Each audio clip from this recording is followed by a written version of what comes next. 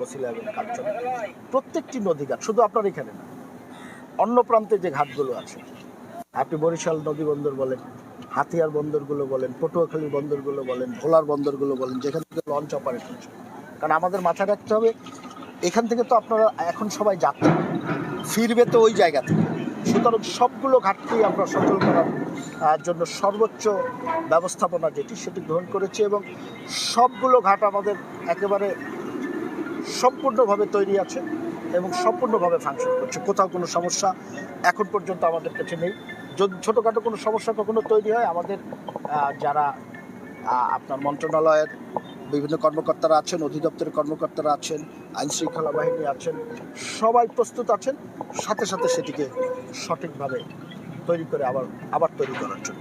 যাত্রীদের আমরা সেই জায়গাগুলোতে যথাযথ ব্যবস্থা গ্রহণ করেছি, ইতিমধ্যে করেছি। আপনি দেখেন, যাত্রীরা যে লঞ্চটি আমরা পরিদর্শন করলাম, সেই লঞ্চটিতে কিন্তু অতিরিক্ত কোনো যাত্রী নেই। বাস থেকে নেমে যাত্রীরা যখন উঠছে, একসাথে 30-40 জন উঠছে, তারা ওই যে আগের যে টেন্ডেন্সিটা তাদের সেটি রয়ে গেছে, মনে হয় ভিতরে জায়গা নেই, কিন্তু আসলে কিন্তু সেই ব্যবস্থাপনাটা এখন নেই।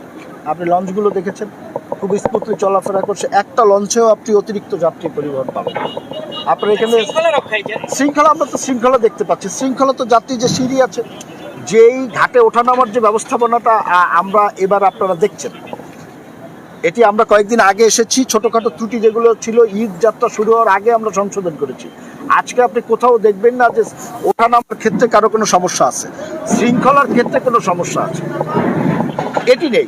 এখন কেউ যদি মনে করেন 2-1 জন হয়তো বা দেখা যায় গেছে যে পা পিছলে পড়ে যাচ্ছে বা ইয়ে করছে, সেটি তো ভিন্ন ব্যাপার, সেটি আমিও আপনি করতে পারি। কিন্তু কোথাও ব্যবস্থাপনার জায়গায় আপনি তো সারাদিন আমার সাথে ছিলেন, তাই না?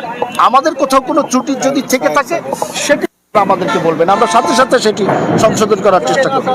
আমরা একটি পত্রিকার নিউজও দেখেছি এরকম, কিন্তু আপনি একটি জিনিস খেয়াল রাখবেন, সেটি হলো পানির লেয়ারটা যে নিচে নেমে গেছে, এটি তো ভাই আমরা লেয়ারটা তো তুলতে পারবো না।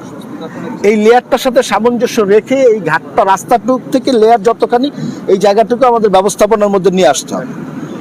এবং যেহেতু এই জায়গাটা অনেকখানি জায়গা ভেঙে গেছে, নদী রাস্তাটা ভেঙে ফেলেছে, যে কারণে ঘাটের সাথে রাস্তাটা সংকুচিত হয়ে গেছে। এটা কিন্তু তাৎক্ষণিক সমাধান নেই। তারপর আপনারা দেখেন, প্রত্যেকটি ঘাটে গাড়ি ওঠা নামার যে জায়গাটা, সেই জায়গাটা আমরা এইবার ঈদ উপলক্ষে নতুনভাবে তৈরি করেছি। এবং শুধু নতুনভাবে না, বর্ষা যদি আসে বা বৃষ্টি যদি হয়, তাহলে যে পিচ্ছিল হওয়ার সম্ভাবনা থাকে, সেইটাকে মাথায় রেখে আমরা কাজগুলো করেছি। তো সুতরাং এই জায়গায় আমাদের যতখানি স্কোপ ছিল ততখানি কাজ আমরা শেষ করেছি। এখন পর্যন্ত কোনো সমস্যা নেই। যদি বর্ষা হয় বা এই মৌসুমে অনেক সময় বৃষ্টি হয়, তাহলেও কোনো সমস্যা হবে বলে আমরা মনে করছি। এবারের এই জিনিসটা আমি আগেও খেয়াল করেছি, এবারের ঈদযাত্রা স্বস্তির, আনন্দঘন আপনারা বলছেন, সাথে সাথে খুঁজে বের করার চেষ্টা করছেন যে যাত্রীরা কেন কমপ্লেন করছে না, এরকম একটা কিছু। তো আমার মনে হয় বিষয়গুলো ইতিবাচকভাবে দেখা উচিত। ঈদে প্রতি বছর যে পরিমাণ যাত্রীরা যায়, এবারও ঠিক একই পরিমাণ যাত্রীরা যাচ্ছে। আমরা নৌপথ, সড়কপথ এবং রেলপথ, তিনটি পথেই আমরা বেশ কিছু বিকল্প ব্যবস্থা গ্রহণ করেছি, যে ব্যবস্থাগুলো মাধ্যমে আমাদের মন্ত্রণালয়গুলোর কর্মকর্তা কর্মচারীরা সার্বক্ষণিক পরিশ্রম করার ফলে প্রত্যেকটা পথেই একটি স্বস্তির নিঃশ্বাস ফেলেছে যাত্রীরা, এবং এখন পর্যন্ত আমরা সাকসেসফুল হয়েছি। আগামীকালের দিনটা যদি মোটামুটি আল্লাহ ভালোভাবে পার করেন আপনাদের সহযোগিতায়, তাহলে মনে হয় এবারের ঈদযাত্রাটা ভালো হবে। ফিরতি পথে আমরা আবার নতুনভাবে আমরা আবার সার্বক্ষণিক মনিটরিং করব। এখানে আমাদের প্রত্যেকটা সেক্টরই নতুন কিছু পদক্ষেপ গ্রহণ করা হয়েছে, যার ফলে এই সুফলগুলো আপনারা পেয়েছেন। আমরা যদি আরও কিছু পরবর্তীতে আবার যখন ঈদ আসবে, আমরা আবারও নতুন কিছু পদক্ষেপ গ্রহণ করব, যাতে ঈদে ঘরমুখ মানুষের যে যন্ত্রণার বিষয়টি, এই যন্ত্রণার বিষয়টি স্থায়ীভাবে নিরসন করা যায়।